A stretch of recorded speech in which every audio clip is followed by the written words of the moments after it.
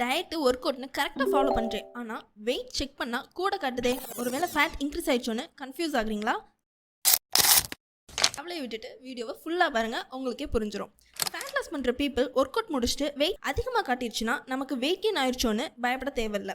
Daily weight check பண்ணுற சில people 0.5 to 1 kg wait அதிகமாக காட்டிட்டா ஷாக் ஆகிடுங்க.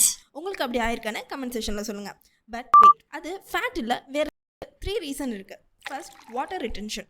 நம்ம பாடி சம்டைம்ஸ் வாட்டரை ஹோல்ட் பண்ணும். எதுக்குன்னா, நிறைய சால்ட் கண்டென்ட் ஃபுட் சாப்பிட்டா சோடியம் லெவல் இன்க்ரீஸ் ஆகும். ஆல்சோ வாட்டர் கம்மியாக குடித்தா பாடி வாட்டரை ஸ்டோர் பண்ணி வச்சுக்கும். இதனால தான் வெயிட் அதிகமாக காட்டுது. So it's not fat, just temporary water weight தான். Second, food weight. நீங்கள் சாப்பிட்ட உடனே வெயிட் செக் பண்ணால் உங்கள் ஸ்டொமக்கில் ஃபுட் இருக்கும், டைஜஷன் ஆயிருக்காது. ஆல்சோ வாட்டர் குடிச்சிட்டு வெயிட் பார்த்தாலும் வெயிட் இன்க்ரீஸாக தான் காட்டும். Third, muscle gain. Strength training பண்ணுறவங்க மசில் டென்ஸ் ப்ளஸ் ஹெவி ஆகும், அதனால் மசில் வெயிட் இன்க்ரீஸ் ஆகலாம். ஸோ அது நல்ல விஷயந்தான். ஃபேட்டை எடுத்துகிட்டு மசிலை ரீப்ளேஸ் பண்ணுதுன்னு புரிஞ்சுக்கோங்க. ஸோ டெய்லி ஸ்கேலோட ரிசல்ட் பார்த்து கன்ஃபியூஸ் ஆகாதீங்க. நீங்கள் ஃபோக்கஸ் பண்ண வேண்டியது உங்கள் progress photos, energy level, inch loss and strength. ஃபேட்னால தான் வெயிட் இன்க்ரீஸ் ஆகுதுன்னு நெகட்டிவாக யோசிக்காமல் உங்கள் பாடி ஸ்ட்ராங்கராக ஆகுதுன்னு பாசிட்டிவாகவும் யோசிக்கலாம். நீங்கள் சீட் பண்ணாத வரைக்கும். புரிஞ்சிருக்கும்னு நம்புகிறேன். நெக்ஸ்ட் வீடியோவில் பார்ப்போம். பை.